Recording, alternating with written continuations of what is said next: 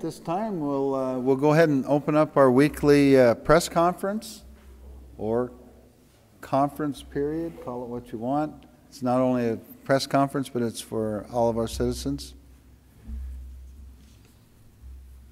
Hello, I'm Ron Averill from the Centralia area, and I have some relatives that live in Brazil, and my wife kind of watches them occasionally, and she picked up the new septic system that Brazil has introduced, and they have apparently some of the same problems that we have, that they've got very rural areas and not much resources, and some of the folks there can't afford septic systems, and they've developed a new septic system that is relatively cheap. Most of the items are free, and it looked quite interesting to me, so I thought that I would pass this on to you, and you could pass it on to community development as a practical a new system for septics. I'm going to let Isaac get this on the camera.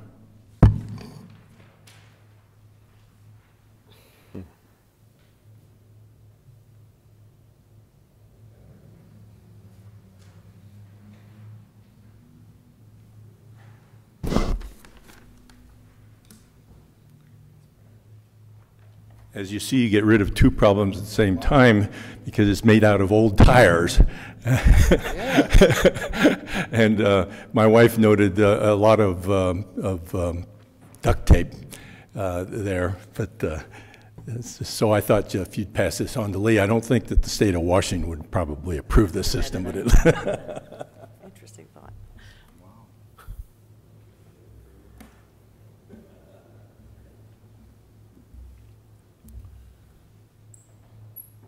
Very innovative, right? Mm-hmm. For a country that has no money, that's good. Okay, is there anyone? Susan? Aaron? Harry? Okay. Pardon me? There were no controversial issues this week. Okay, good. Good for you. CJ? Okay, well, I'll share a couple things that happened. Last week we went to the Packwood Improvement Club, and once again there were lots and lots of people there, and very, very community active as far as solving problems and ways of bringing people to new businesses, and really just a very good group of people. And one of the things I think that they talked about, and you're going to have to help me out on this, CJ, was the web person that is going to work around businesses. So, and then because I know that I'm going to be in contact with Steve about this, as far as some information that we might be able to share and collaborate together that would promote and help, elevate what we're doing already currently. Right, so there was a presentation, and for the life of me, I can't remember the name of the company. It's a media company, and it's a gentleman from Gig Harbor that comes to Packwood all the time. And he is a filmmaker and does a lot of radio and advertising on Comcast, etc. And he has put together an offer for really the whole region, the Big Bottom region, and Lewis County at large. But it essentially would be a set fee. And if anyone has had a video made of your area, a 2-minute video, we paid at one time $2,500 for. And that was a deal because we were in with another group. He's offering to make different videos for the different businesses and different organizations for $300 each. And he would put them all together in one movie type of thing for Cowlitz area. And each business that participates would also get this 2-minute video that they can use on their website and etc. So it's a great deal, very enthusiastic and lots of potential. Yeah, and I think when I spoke, and I had a chance to talk to him after the meeting there, and I did share that, I said, whatever we can do from Discover Lewis County's point to fortify, or whatever you want to call it, to make sure that even there's a better product out there, we would amply do that. And I do have a card that I'm gonna, and I told him that I'll have our IT person talk to Steve, so I've got a card and a phone number for him, so. Along those lines, yeah, that was a good meeting. Along those lines too, in regards to, I had a request from concerned citizens too. 2 weeks ago on a Friday, I'm not sure of the date, there was a meeting, Tacoma Power, the City of Mossrock and Mayor Tom Mead actually called the meeting, and Tacoma Power gave a presentation on the dam situation and some of the other issues there. And so I had another request, or a citizen asked if Tacoma Power was going to put on any more of those types of presentations to inform the citizens of not only the people upstream, but also downstream, Toledo, Winlock, Castle Rock, the areas that would be impacted if there were something catastrophic that happened. And at this point, they have no plans. They still are going to use the websites, I guess, whatever those are. But I felt like, again, we're going to try to encourage that, the connections that I have with Tacoma Power, to get out and be more transparent and talk to the people that are going to be affected by this. And I don't know if that's going to happen or not, but I know that I will, and I think we'll all, I can speak for all commissioners on this, to impress upon them the importance of getting out there and talking to people and letting them know what's going on, because not everyone's going to go to the computer and get a generated PowerPoint presentation. As a matter of fact, very few will probably do that. So it is very important to our area, and we will continue to bring that up and try to get them to show much more transparency in what they already have been doing. Commissioners. Oh, I think we have Oh, another. good news? I think I know what it is. Yes, as you know, I sit on the Flood Authority's Small Projects Committee, and we have a situation where we had projects that didn't cost as much as we thought, and we had some extra money that we wanted to use. We always want to use as much of the money that we get from the capital budget. And so we put out a call for additional projects, and two of them it looks like we'll be recommending to the Flood Authority this week to fund. One of those is the gauges that NOAA has on the Chehalis and Skookumchuck River near Centralia. Both of them are broken and giving us bad information. We need to fix those. There is a downside to that because we will now own the gauges, and so in the future the maintenance of those is going to have to be picked up, but we'll explain that to the Flood Authority. The other one's good for the county.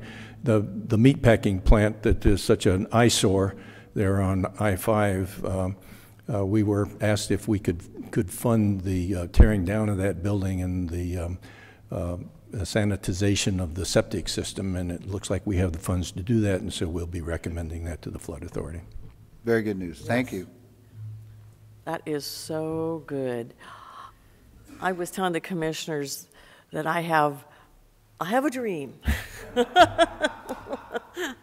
I have a dream that when that plant's taken down and there's that cement slab left over, that if we can entice some kind of Eagle project to build some picnic tables to be there, so people who are taking Airport Road to go from one place to another, or even people who want to pull off and just eat by the river.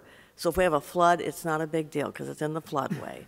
But it would be really nice when that packing plant is down, so people don't talk about Lewis County and that ugly building on the right-hand side going south. They'll be talking about this nice place to pull over and enjoy their lunch and spend their money in Lewis County. Thank you, Ron. CJ?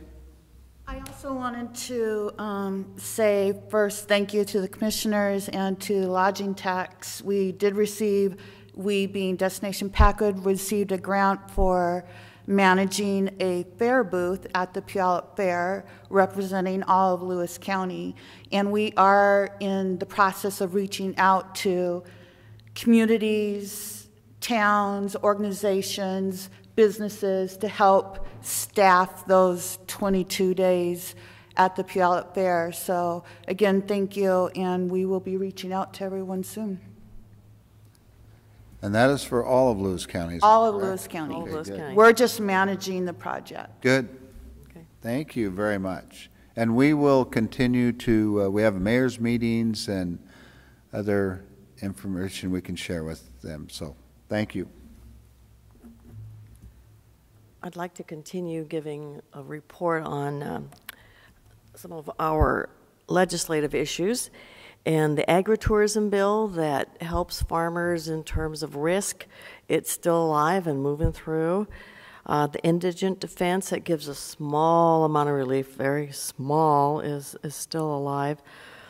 The public disclosure bill, 1595, I believe it is, there'll be a hearing on Wednesday morning, and I plan to attend that. So I think we now have 650, quote, live bills left, over like 3 times as many as they started with. So we'll continue to watch the legislature very closely. Last week, I had the opportunity to be in Walla Walla for the Washington County Insurance Fund trustee training and also the board meeting. I was on brain overload when I left. Quite a bit of information that I brought back with me. One of the concerns they have right now has to do with group health, which was recently bought out by Kaiser. And so there's some discussions there and trying to figure out how we're going to move forward with that, looking at some other programs as well and how cost effective they are. I know that the goal for the group is to eventually move towards being able to self-insure. But we're a ways away from that. So it was a great meeting. It was great to meet a number of other commissioners. I believe it was, is it Jeff Johnson? Jim Johnson. Jim Johnson said to tell you hello, and you're a hoot, by the way. Oh, dear. But met other commissioners. We had 3 other new-time commissioners along with myself. It was our first meeting together, but very informative, great meeting, and I'm looking forward to going back and being a part of this committee. Anything else? Any other comments? Well, thank you very much for being here. And by the way, I believe it's the 17th, St. Patrick's Day. So is that On Friday. Friday? Wear your green. So behave yourselves, I guess. Thank you.